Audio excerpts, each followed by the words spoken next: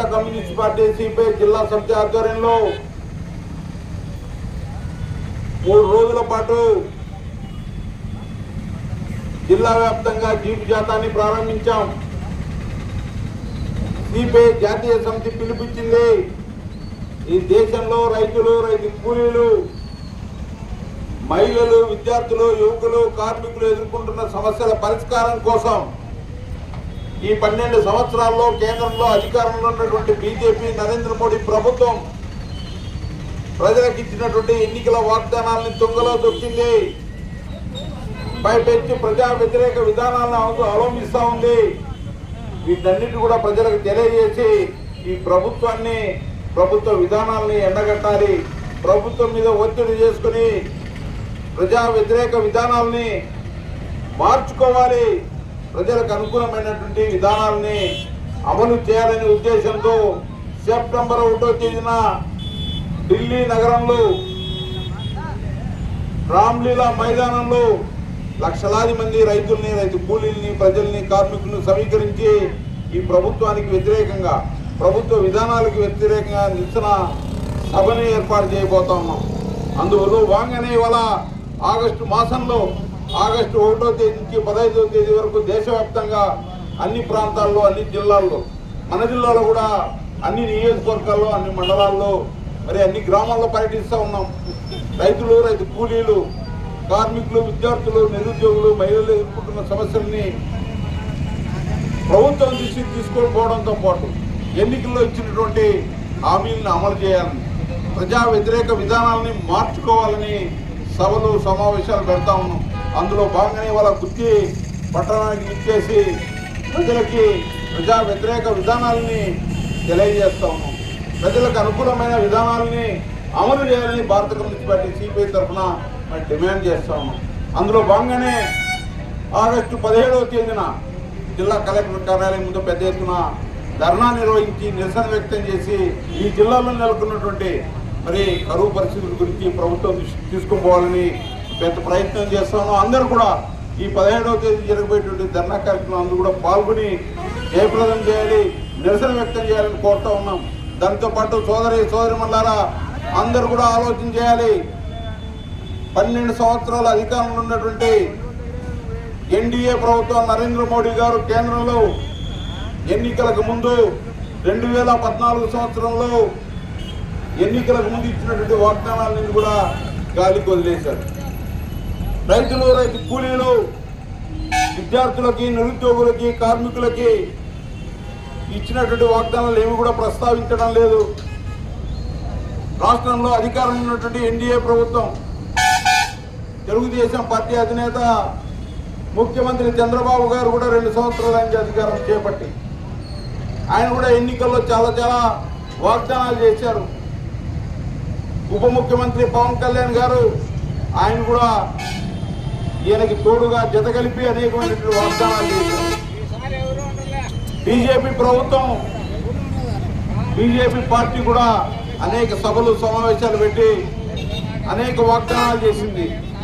2 సంవత్సరాల కాలంలో ఎక్కడ కూడా ప్రజలకి, రైతులకి, రైతు కూలీలకి, కార్మికులకి ఇచ్చినటువంటి వాగ్దానాలు ఎక్కడ కూడా వాళ్ళు ప్రస్తావించడం లేదు, మాట్లాడడం లే.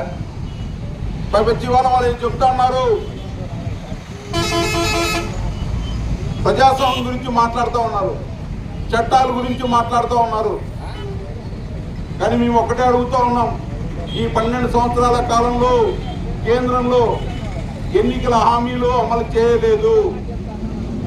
ప్రజాస్వామ్యం ఎక్కడికక్కడ కూనీ అవుతా ఉంది. ప్రజలకి కనీసం తమ సమస్యల్ని చెప్పుకునేదానికి ఒక స్వేచ్ఛనివ్వడం లేదు. మనమందరం కూడా చూస్తూ ఉన్నాం, టీవీలో చూస్తూ ఉన్నాం, పత్రికల్లో చదువుతూ ఉన్నాం, సోషల్ మీడియా వేదికలుగా అనేకమైనటువంటి కార్యక్రమాలు వస్తూ ఉన్నాయి.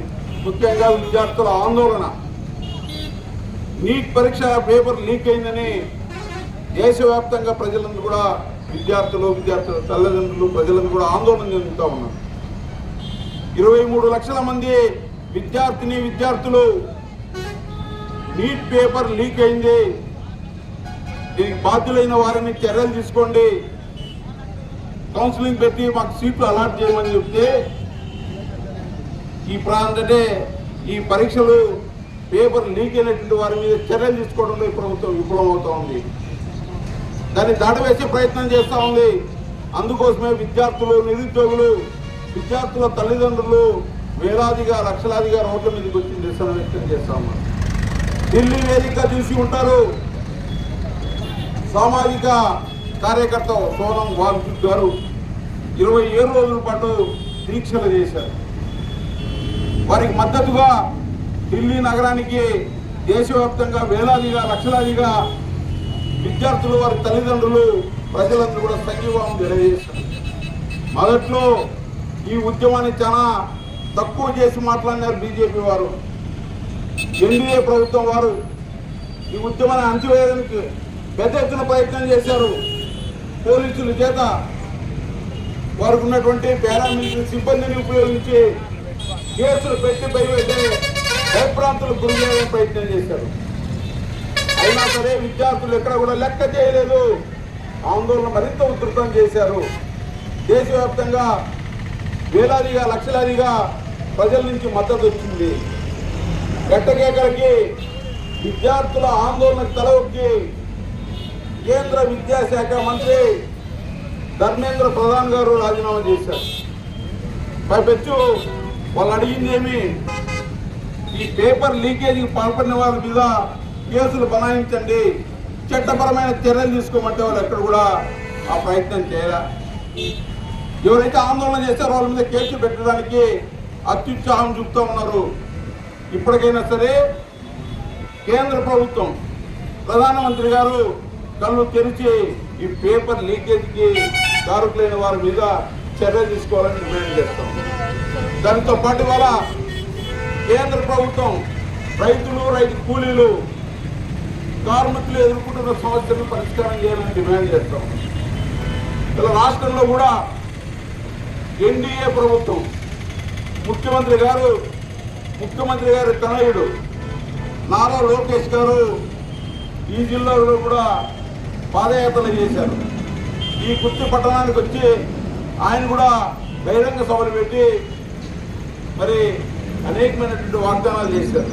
ముఖ్యంగా వాళ్ళ మేనిఫెస్టోని ఎన్నికలకు ముందు 2024 సంవత్సరంలో సూపర్ 6 పథకాలు ప్రచారం చేశారు.